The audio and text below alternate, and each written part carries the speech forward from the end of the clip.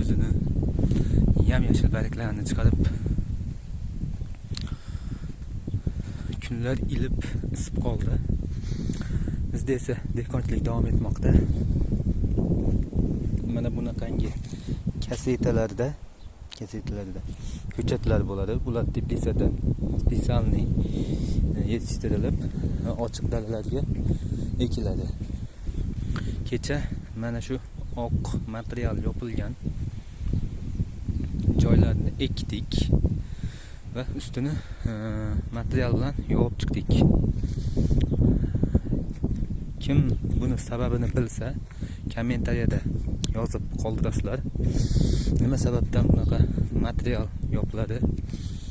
Mana bunaqa temir qo'yib, har 2 metrga turpoq tashab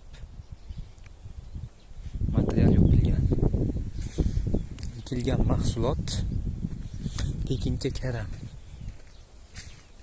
Quyosh mana chiqmoqda, o'z nurlarini sochib. Bugun 28-aprel. Bizni kelganimizga ham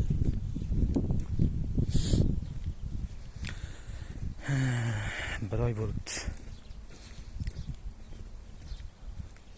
Yana 5 oy chidasak, o'zimizni ona vatanimiz O'zbekistonga qaytamiz. Bizni местоположение Psovskiy rayon, Selo-Beryozovka polyalarida mehnat qilmoqdamiz. Mana bunaqa salafan tortiladi va har bir 2 qadamga sim suqilib chiqiladi va ekin ekib bo'lingandan keyin mana bunaqa material yopib qo'yiladi.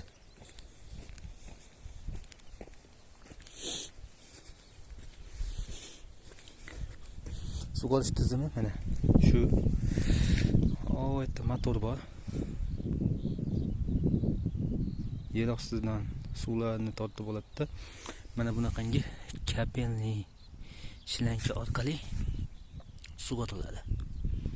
Asosiy suv bundan keladi va ikki tomonga tarqaladi suv ekinlarga. Motopompa apparatida suv tortiladi.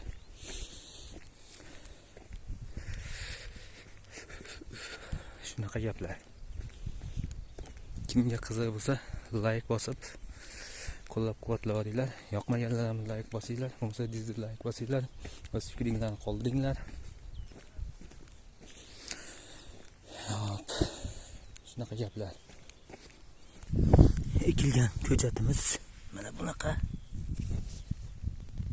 Ko'rinayotgan bo'lsa, Pekinga karam. Shunaqa qilib ekib chiqiladi. Ekilish tartibi va usti material bilan yopib qo'yiladi.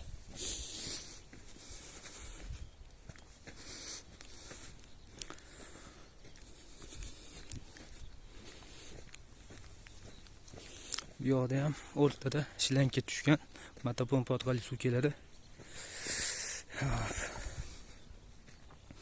Ikki tomonga suv tarqaldi, kapelnitsa orqali. Bu o'rtadagi yo'l. Hammaga rahmat, sog' salomat bo'linglar.